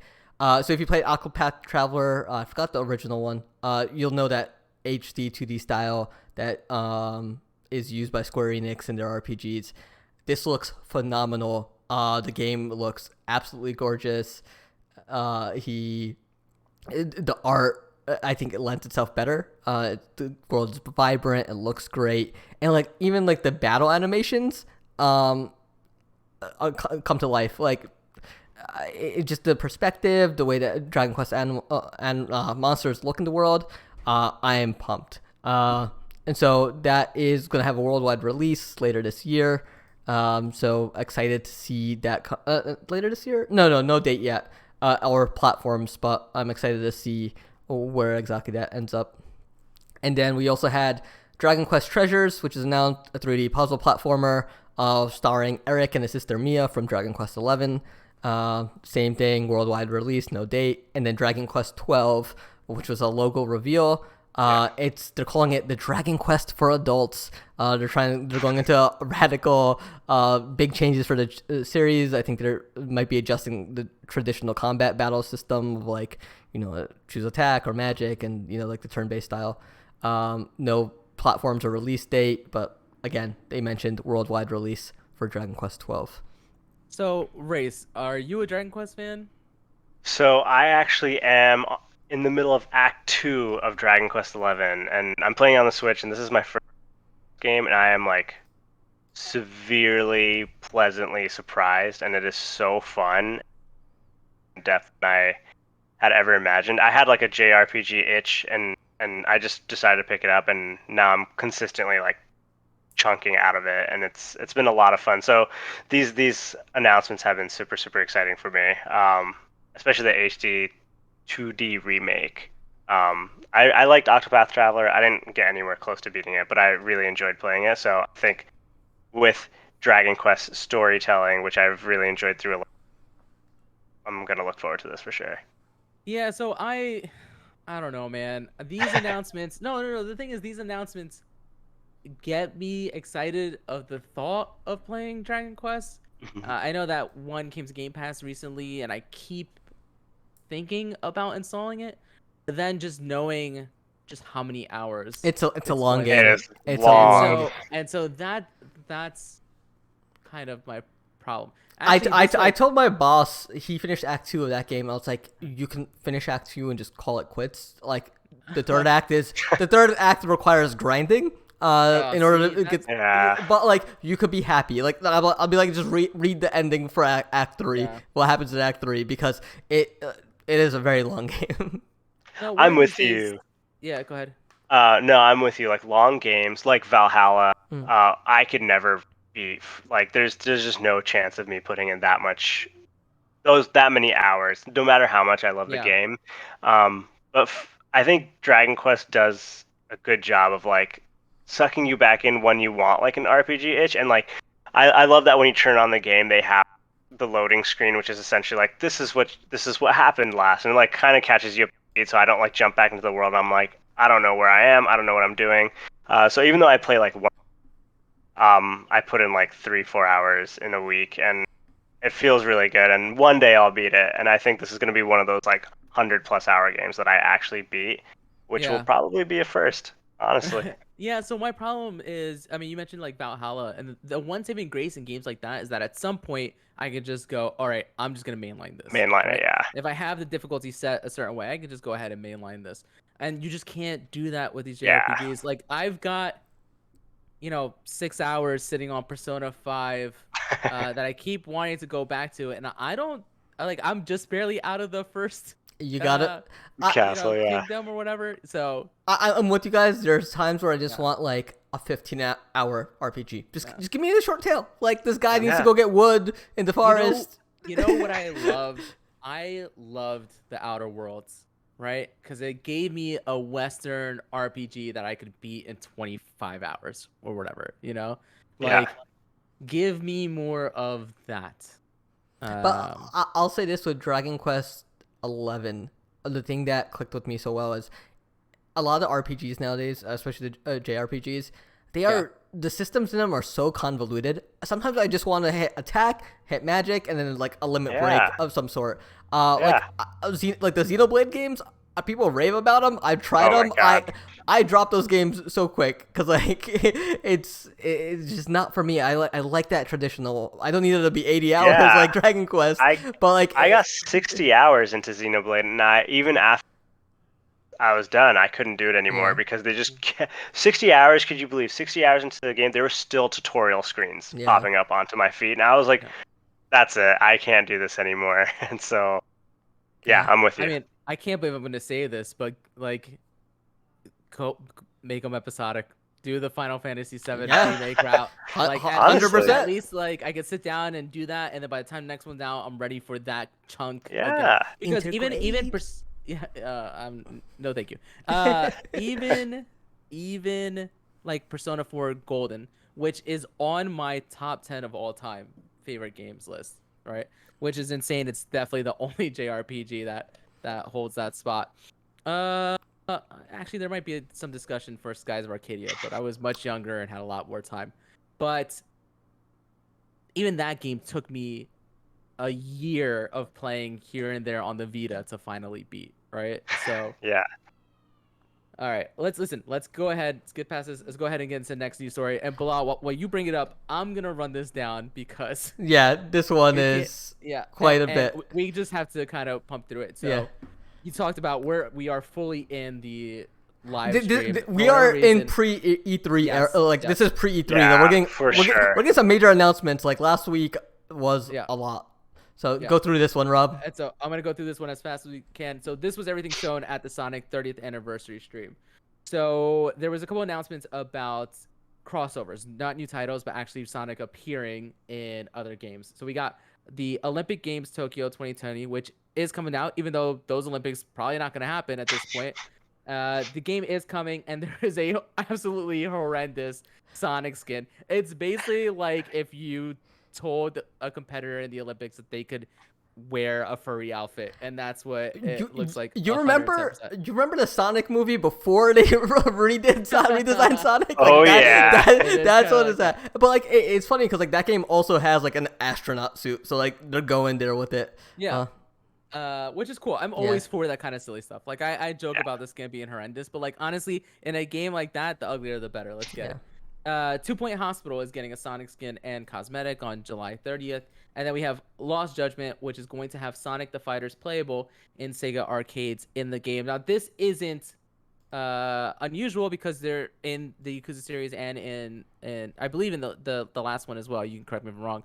In the arcades, you can play some Virtual Sega Fighters classics. and Exactly. some other Yeah. arcade games. And so it's just funny that Sonic the Fighter is considered not a good game by any means Yeah. is appearing in that. But I think that's cool. The one I'm excited out of all of the announcements that we got so far is actually this Sonic Colors Ultimate, which is that Wii exclusive game from 2010 is getting remastered for the PlayStation 4, Xbox One, Switch, and obviously will be backwards compatible on the PS5 and Xbox Series S and X. That's coming September 7th. I never actually got around to playing that game, even though it was considered to be good. And I am actually a Sonic fan when they are good. And like I enjoyed Sonic Mania. And so being able to play that one on a modern console, not with the remote, it is exciting to me, and I will be checking that out. Sonic Colors Rise of the Wisp is an animated short that was announced, episode 1 coming this summer. I haven't checked out any of the newer Sonic animation, right? They had that Sonic Boom and maybe one other one and stuff like that. I mean, yeah, all right, fine. Like, do you? Yeah. Sonic Origins compilation with Sonic 1 through 3 and Knuckles and Sonic CD. We talked about Sonic and Knuckles last episode, right? And how Yeah. cool it was that. So if there's not an option for me to get Knuckles in 1 through 3, then this is dead on arrival. Okay. And that's cool. Again, this isn't the kind of thing that I get into. I'm just not. If you're just remastering stuff, if it's something I've already played, I just can't get hyped for it. Can't get it up. PlayStation Now and Luna announcements. Sonic Forces, Team Sonic Racing, and Sonic Media are coming to these streaming platforms. I don't care at all about Luna. It's kind of in the same boat Yeah, as I've Stadia tried for it. me. And then as far as PlayStation Now, although I personally don't subscribe to PlayStation Now, I am always intrigued to see what Sony does with that platform as a whole and what they do to try to put it on par with Game Pass. And I think the problem is going to be until they release first-party games day and date the same way Game Pass does, I think they're always going to be, even if they have more titles and a ton of high-quality titles, they're always going to be lagging in public perception just because of that fact. Yep. And then there was a teaser at the end for a new game. Oh god. I actually didn't see this. You have this on here. It looks like Sega accidentally revealed the name of the new Sonic game. Yeah. So And it's going to be Sonic. called Sonic Rangers. Yeah. So they sent a press release out to press, as most publishers, developers do after they're sending out news. And the one they sent to Eurogamer mentioned the game's name as Sonic Rangers. But if you actually watch the trailer, it's a cinematic of Sonic running. He draws a symbol in the ground that nobody understands what the symbol is, and then it goes 2022. Nobody knew if they had what to be hyped about or what this game was even about. It was just a random logo and Sonic in 2022. Hey, listen, I'm gonna be honest. That was enough for me to be hyped. I'm excited for a new Sonic game. If it is a 2D Sonic game. I don't know. If it is It didn't seem like it was. if it is a 3D Sonic Adventures, where Sonic, whatever nonsense, then I'm out. So I cut it from the news, but there was like a mobile news thing, and they brought back Where Sonic as like a card or a gotcha type thing, and I was like, ooh, they're not quitting at all with the bullshit that they bring into Sonic. Where it's just, I'll have to find it. Yeah, there we go. Where Sonic. I don't know. I can't believe Where Sonic is canon. Look at this beautiful, beautiful creature. If you're on the street.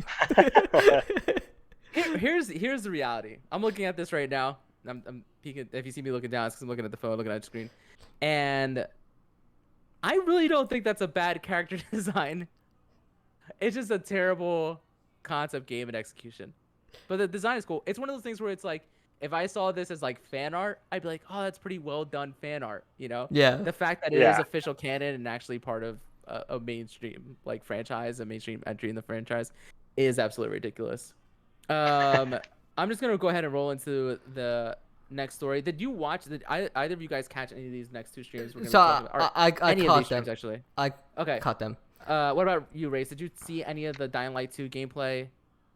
Not Dying Light 2, but I caught the Far Cry 6 gameplay. Okay, so let me just run through the Dying Light 2 real quick. Honestly, it still looks like the same game they kind of showed off, you know, 2 years ago, 3 years ago. It looks like more Dying Light. Yeah, exactly. And I mean, we had already seen this whole like these different factions when they had first like unveiled this game. And so granted, it looked good back then in my opinion, and it still looks pretty good now. And so I am kind of tentatively excited to give this game a try, but they didn't show me anything new that I wasn't already excited for, if that makes any sense, right? Yeah. There wasn't anything that I saw that was like, oh, that's why they've been silent this whole time. So I think one of the things that they're trying to do is like this, and they talk about in the trailer of this gameplay trailer, is like the ever evolving world based off your choices and like how branching it's gonna be. Sure. I remember reports coming out saying they were struggling with that and how that all works. I really wonder how well executed it is. Like, is it just going to be Mass Effect in the end, where like all my choices lead to like the same, the same color, the same destination? Yeah, you know? Yeah. It's just how we got there is slightly different. Like maybe my Tali survived, yours died, but you know. But like it's more Dying Light. It's 4-player co-op. The game looks great. The parkour looks awesome. The verticality looks great. And zombie design's awesome. Like I can't complain. I remember playing this with Matt and you when the first one came out, and we had a blast. Yeah, no, I'm excited. I mean, honestly, it being 4-player co-op Yeah. is cool, and uh, it's set to release in December. We'll see kind of what the talk is around it. This is definitely one of those games where I can see myself waiting for those day of reviews to come Yeah. because it's definitely. I mean, come Hmm. on, if we're being honest, this isn't one of those games that's gonna get like a 2-week review lead, Yeah. right? Oh, I know. So I mean, Yeah. it looks good. I mean, even from the gameplay trailer, like the world looked good. It's very well detailed. The parkour action looks good. Performance, I'm really curious to see because so this is coming out on Xbox One, the Series X, PC, PS4, and PS5. Um, and so I'm really curious on the last gen consoles how this performs versus the actual current gen yeah, ones. yeah. And Let's December 7th for that. yes. So the next one that came, and these are kind of in chronological order, right? Yeah. Yes. And so the next live stream we got was that Far Cry 6 one, which can you believe that they announced a live stream time for what was it, 9:30 Pacific? So that's what 12:30 our time. 12:30. And then I'm sitting there watching it and just to see a 30-minute countdown timer pop up Yep. after they already like had it running. Yeah. I was so annoyed. So Anyway, I actually only learned that today when I was watching the trailer for the first time, and then there's comments going like, "I can't believe I waited 30 minutes for like a 6 minute trailer or like a yeah. gameplay trailer." Like I mean, Yeah. it looks listen, great. yeah, it looks Yeah. great. And, Looks and fun. truth be told, I saw that there was a 30-minute timer left, came back. Yeah. It is what it is. Yeah. But yeah, so this is going to launch on October 7th. Now, this is another one of those games that was supposed to launch till end of last year or earlier this year. I can't remember exactly. And it was just delayed indefinitely. The gameplay we saw, again, it looks like a Far Cry game, except the fact that It's bonkers. It's like Just Cause in a yes, sense. exactly. And the Yeah. Yeah. fact that it seems like the last couple Far Cry's were very much like Too the self environments were serious. well, no, I mean self-serious, and also, but the jungle environments or Mhm. the lands that they were on were uh, underdeveloped, Yeah. right? For the most Yeah. part. Like desolate. Yeah, exactly. Whereas this seems like, even though it is a failing country of sorts and probably an impoverished one, right? It is still feels more like modern time, Mhm. yeah, in a way. And so Yeah. I am more excited for that. I also hope that my problem with the Far Cry thing is that Far Cry, even more so than Assassin's Creed, really has just turned into the checklist the game. Mhm. And so if they can kind of Yeah. For focus sure. that a little bit more, which this seems to actually be doing, uh, I'm excited for it. I mean, I even like how they showed you walking into like a downtown area and pitting your gun away, right? So that I'm people, actually Yeah. very surprised by all the locales that they're showing in this. I yeah, thought it would just be another jungle or beach type setting, and then exactly. but this one it kind of Yeah. it just throws her in the middle of like a country. Like it really honestly feels like a country. I think one of my favorite things from the trailer from this was like early on in it, they're like, "Oh, there's a can of beans or something. You have to use everything and to craft your way through." And then next thing you know, there's like a weapon that shoots CDs.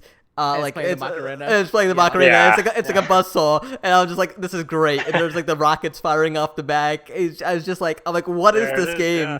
Like it started off with me going, "I don't know if I'm that interested in this," and into, "I gotta check this out." Yeah. It just seems like it's gonna be just. I know Far Cry games are like above and beyond and like just like crazy, but I feel like this one's gonna be a lot of fun. Like it just the setting mostly has me most excited. Like I think it's like you said, part of it's gonna feel like Just Cause, part of it's gonna feel like a Far Cry game. But if they combine it in a way where like streamlined in a really good way, where it isn't just like unlock this, free this camp, do this. Like I think Yeah. it'll be a lot of fun. There's so much absurdity that like could make this game so much more fun. So I'm excited. Plus, like their environments have always been like really well done. So if they do this like very diverse area well done, like one of the more memorable open worlds, hopefully. Yeah. Yeah. So I mean, October 7th for this. yeah, and the game looks gorgeous. Yeah. And yeah, it's coming out on PC, PlayStation 4, 5, Xbox One, XS, Luna, and Stadia. Ubisoft continues their Support efforts to put everything. it everywhere.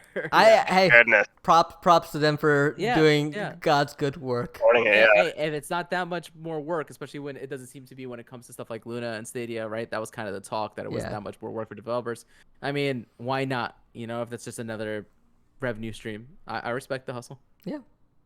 All right, you want to talk about this next game that nobody actually cares about, but people swear they do? You monster. Horizon Forbidden West was the next one to get a gameplay reveal, and boy, does this game look pretty. It's Yes. more Horizon Yes, Zero it Dawn. does. Wow. It's more Horizon Zero Dawn, new dinosaur machines, new tribes. There's a plague. Jurassic World. There's a plague that's Yeah, yep. wrecking the world. And Aloy is tasked or on a quest to figure out what's causing the plague and help save the world. We see new combat. There's like a new charge up meter.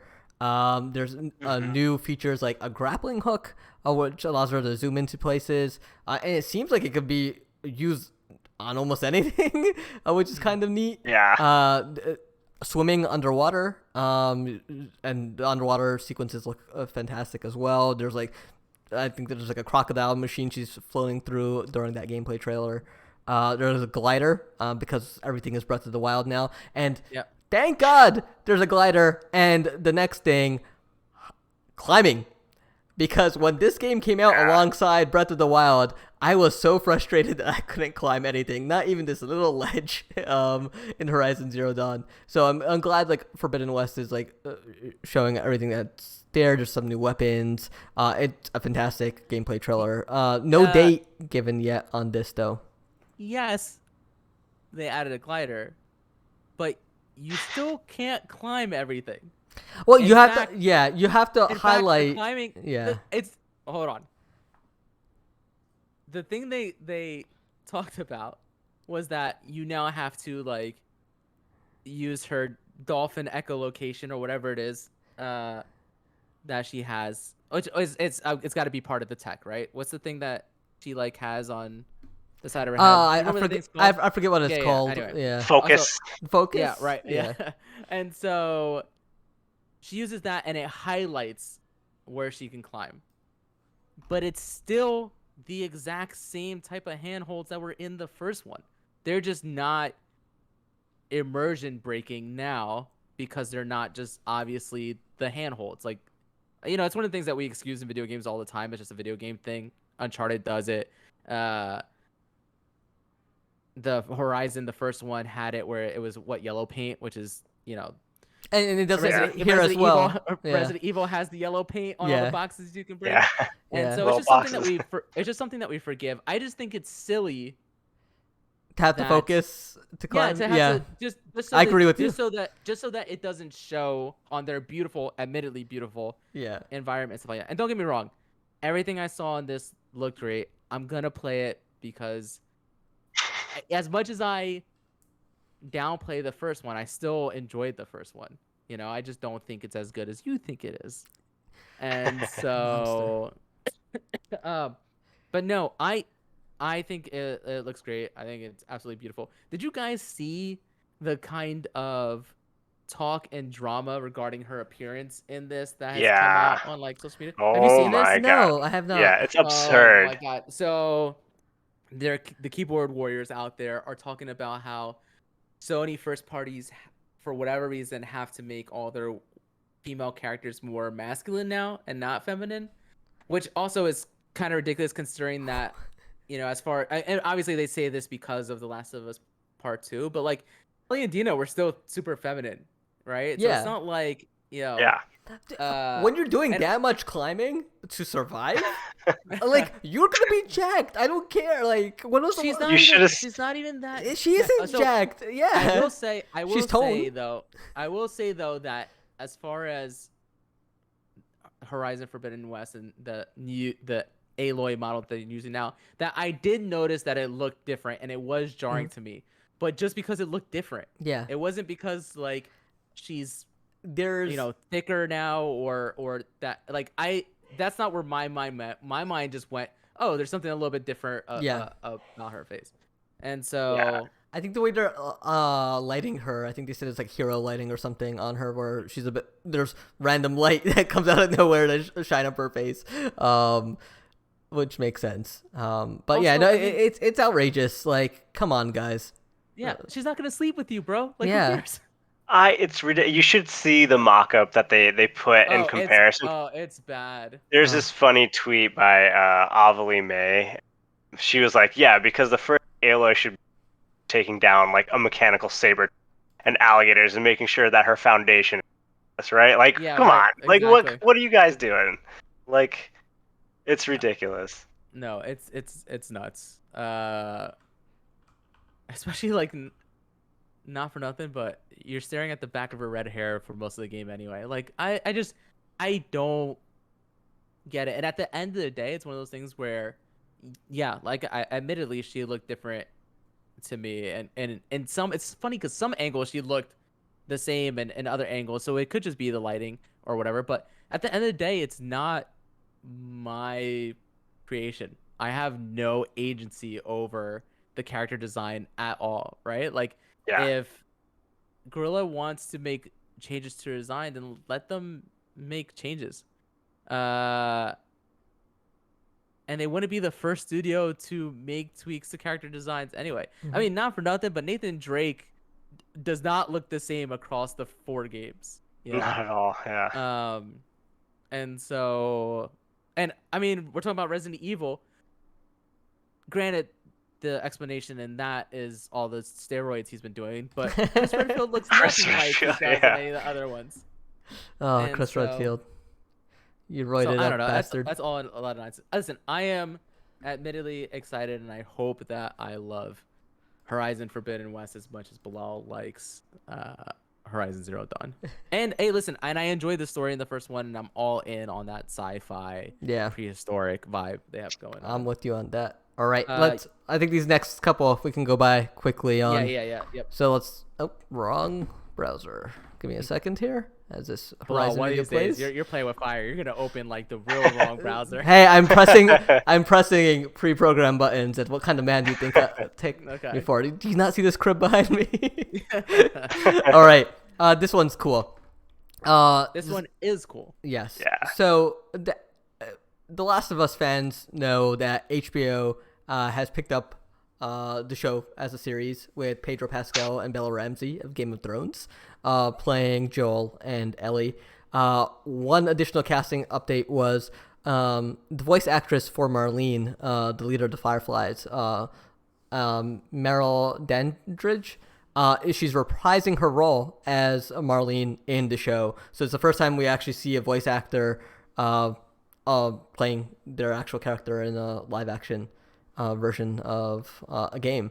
And so it's actually pretty neat. The actress, the last recently I most saw her in was a flight attendant. She played like an FBI agent.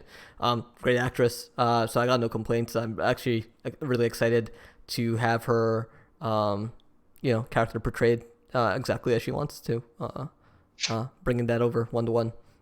Yeah, I mean, I think that's so cool. I mean, it's also one of those things where I think we hear it a lot how people wish that they would use the voice actors or the capture artists for these live action adaptations of, and part of that is because we are at a point in video games where the medium has evolved and grown to the point where we are getting quality award worthy performances out of these people on a fairly regular basis. Yeah.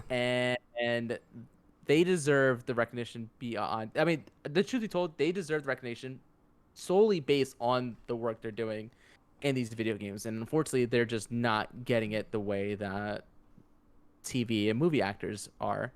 And so seeing one be able to get that opportunity in a role that they originated is awesome. Yeah. It's funny. I love how everybody's like, "Oh yeah, Bella Ramsey from Game of Thrones," and I'm like, "No, she's from that Netflix show, The Worst Witch, where she was the lead character for like 5 The what? seasons." And What? these characters, Listen, I've got a soon-to-be 8-year-old daughter. All right, give me a break. Also, that show is pretty good. It's called The Worst Witch on Netflix. Uh, We have TV podcast now. What? no, we Uh, tried that. Also, Bag podcast before. also, if you're looking for a Last of Us movie, just watch A Quiet Place Part 2, because the Quiet Place franchise is just Last of Us in movie form. I need Sound-based to watch it. monsters. Next story. Watch Dogs Legion on PC gets a zombie mode with its latest update. It's a standalone PvE mode available in alpha on PC. The story we're reading from Polygon, just checking through. It's a survival mode that ramps up the game's gunplay considerably. Players are tasked with finding and seizing supply caches guarded by Albion and Clan Kelly adversaries and eluding the shambling, slobbering horde to reach an extraction point. Is this a online multiplayer? No, Or it's is just it it's solo. All right, It's solo I don't play. care. Next story. Yep. Yeah, pass. Yep, no, thank you. Yep. It's cool. Next story, because if you thought Nintendo Switch Pros or whatever they're called are hard to get. Oh no, what happened here? Gonna have to All open right. this one up While you're manually. figuring that out, so the NVIDIA announced the RTX 3080 Ti and the RTX 3070 Ti. 3080 Ti is coming June 3rd, which is 2 days from now, at $1199, $1,200. Yeah. The 3070 Ti, which I'm much more interested in, is coming June 10th for $599. I think that is a very good price point for It's what it's yeah. only they offer $100 there. more than the 3070. 3070. Yeah. I would love a card. Yeah. So if anybody doesn't want to scalp one, then they'll send it to me. Same. Great. Well, I- I mean, I'm hoping that the fact that they are implementing their mining restrictor or whatever, their mining chastity belt that they have on there, actually does result in less scalpers grabbing them and less, crypto miners Yeah. grabbing them.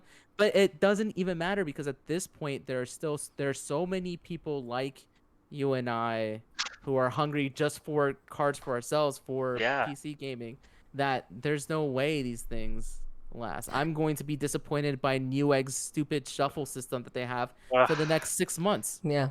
Oh God. I don't even think the last Triggered. 3 times they told me Yeah. I didn't get selected. I think they were just like, you already know. We're just gonna And- save sending the and- email. And the funny thing is, I don't even want it for me. I just want it for my son because my son's still rocking like a 980 Ti, right? One of my old cards. I've got a 2080, which is fine for Discord, which is mostly what I use my PC. But it's funny because I'm like upset about this, but I really don't sit down and play PC games all that often on It's my it's PC. the fact that we can have it, that we can buy Yes, it, and then yes. lord it over Yeah. everyone else. Yes. That's the secret part about Yes. having a PC. It's like my younger brother wanted a PS5 so bad at launch, and I asked him why because he barely plays with us now, and he's like, to say I got it. And so I know- Yeah, true. I helped him get it. He got it, and he's like, yeah, it wasn't worth it just to say I got it, but he's like, how's that Returnal game? And you're just like, great, you love it. Just play. oh yeah, right. No, I was like, no, don't bother. You would hate it.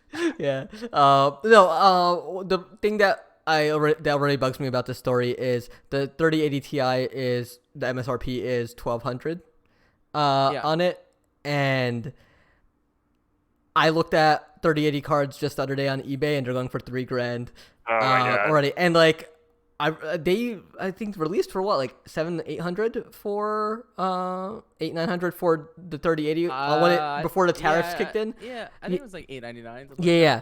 And I remember the scalp price was like 1,200 for those, and everyone was like, "No, it's too much. Just wait, the cards will come." And it just never happened. And I look back at that, I was like, I should have bought that 3080. Yeah. So like, Yeah. I can only imagine what these 3080 Ti's go for. I see my buddy NG in the chat, going through the same existential crisis as all of us. Yep. It's rough. Yeah. Let's see. 2 more stories, and we're out of here. Nope. Did I program that? Oh, I did program that wrong. All right. We'll skip that. Actually, no. We'll go do this one. We'll go to the last one. I don't want to skip that one. That one's actually worth doing. Rob, you want to take this one away?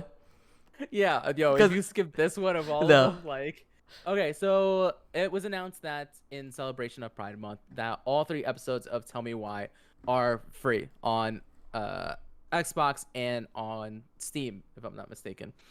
And have any of you played any of Tell Me Why? I played some of chapter 1 and then I went on vacation, which is my go-to excuse of why I stopped playing video games. I actually have not. No. Have you played any of their Don't Nod's past games, like Life is Life is Yes. Strange, Strange? yeah. Yeah, Yeah, I played all of Life is Strange yeah, 1 and 2. yeah. So I mean, they they make a certain type of game, and they make fantastic versions of those games, right?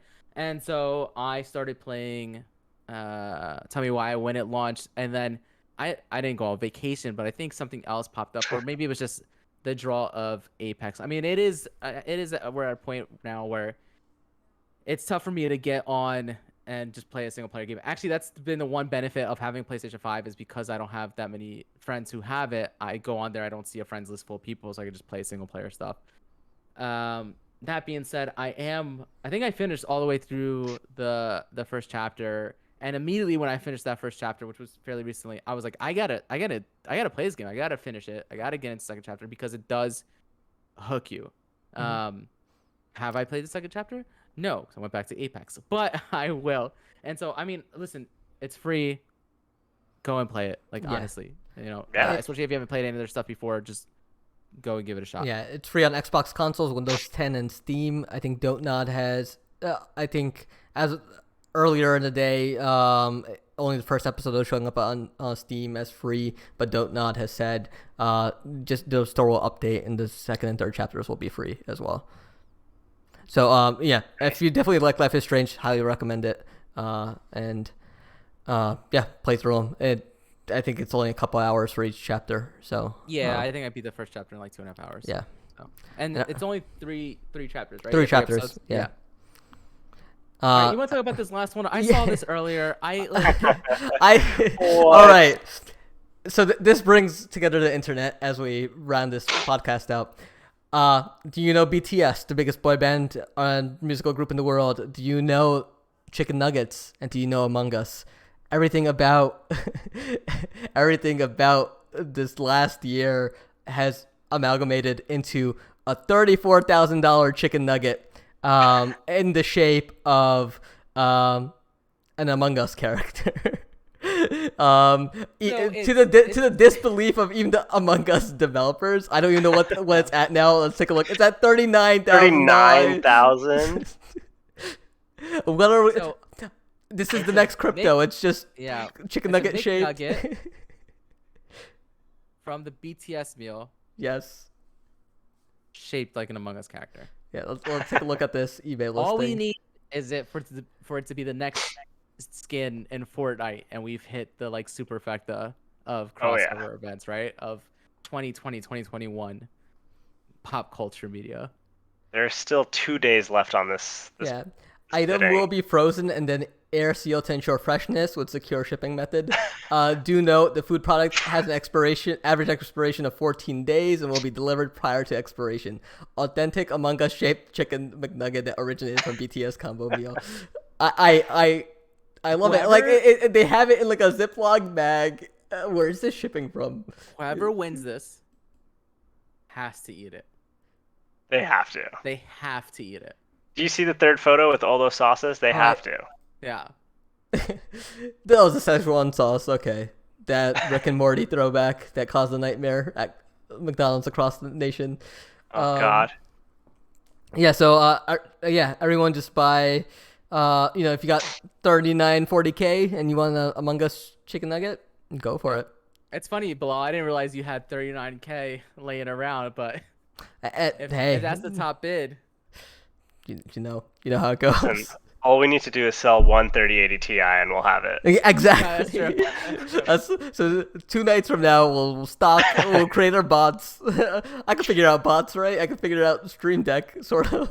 Sort of, yeah. Sort of. How many times during this podcast episode has Listen. the phrase "Wait, what?" been uttered? Listen, What's going on? it came in What hot. It came in hot. Okay, I didn't get to finish the stories as fast as I would have liked. Yeah. Well, excuse me. All right. Well, that wraps up all of our news for this week. This week was a jam-packed week Yeah. as far as news was concerned. And so I think next week, if we have similar situation where we have that much news, I think I'm just gonna read it all and hit it and get through it, Yeah. because Yeah. everybody knows the only reason you listen to this podcast is to listen to me rant about something for 10 minutes before we start, and then us talk about what we've been playing for an hour and 15 minutes. And Okay? me press That's what we're buttons about. that break. Yeah. Yeah.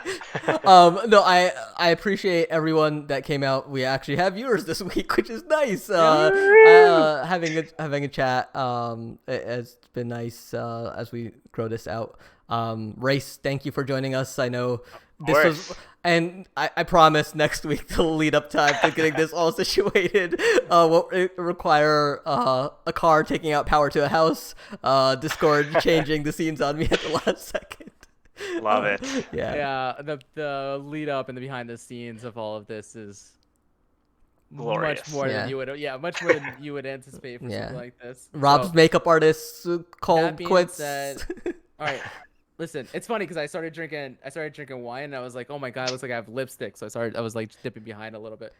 That being said, in order to thank Bilal for the hard work that he's put into this, if people who have been listening and have been watching on the stream could just, give us a follow over on the channel, give him a follow over on Twitter, and tell your friends about it. I mean, honestly, I really do think that the more people we have watching, and then more people, sending us tweets and giving us stuff to talk about and give us suggestions for the podcast, I think the better it's going to be. I know my hope for this is to become, more involved. I don't want it to just be a one-way street in that sense. I want people and fans and people who do listen to have some kind of ownership over it as well, and helping shape what it is. So if you don't want to hear about Dragon Quest ever again, make sure to let Bilal know over on Twitter. Bilal, why don't you let people know where they can follow you? You guys can follow me on Twitter over at Bilal_Mion. And I've been streaming as of late on the Twitch Workprint channel. If you're watching on Twitch, you're already, just give us a follow. It helps us out as we try to become a partner. So as Vikati said in chat, I can sub. So appreciate all the love, guys. And you guys can always follow the Workprint at the Workprint on Facebook, Twitter, Instagram, and any social media really.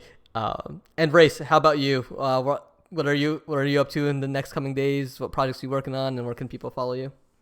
Yeah, you can follow me on Instagram. It's race.png, and then on Twitter it's race_png. So unfortunately, I can't put a dot in the name on Twitter. But yeah, I'm just gonna continue playing through my backlog. I want to beat Resident Evil by next week. Maybe Returnal. Who knows? We'll see what happens. It just takes one good run, man. I'm telling One you, good just run. one good run. I'm feeling it. Gotta believe. Just shoot those tiny Krillins, and you'll get there. Oh yeah. As for me, as always, you can follow me at SunnyVice20, SUNNYVICE20 on Twitter, twitch.tv/SunnyVice20, Instagram SunnyVice20, Live Journal, Dead Journal, SunnyVice20. I mean, literally anywhere there is social media, except TikTok. I'm just too old for it as of right now. We'll see what happens. Never too old. The other thing exciting about my Twitch, actually, that I want to talk about here is I had my younger brother, who was actually graduating with an art degree, kind of just quickly sketch out a new rebrand for my channel. And so Sweet. you'll see a new banner that doesn't scale properly, and I can't seem to figure it out on Twitch. Honestly, if you open a browser on your desktop but don't full screen it, then you can see the whole banner and see what I'm going for. But I really do like the new avatar for the channel as well. So you can give me a follow over there. I also am planning on it. I'm going to talk to Bilal about this. Is also thinking about having a regular night where I stream on the Workprint channel, actually, to kind of help build it. And I think that channel hopefully will get more of us involved on it, and so that becomes more of a community. And so it's just not Bilal all the time playing Yakuza ate like a dragon all the time. Damn, this JRPG hate cutting deep. No. And yeah, and I promise, Cherry Royale will be back sooner rather than later with Bilal getting all of this Yeah, up and running and working yeah, it out. only took me 6 hours. Yeah, and all you need to do is figure out how to add one more panel to this, and we're good to go. There we Sounds go. good. That being said, on behalf of my co-hosts Bilal and Race, until next time, bye Bye bye. bye.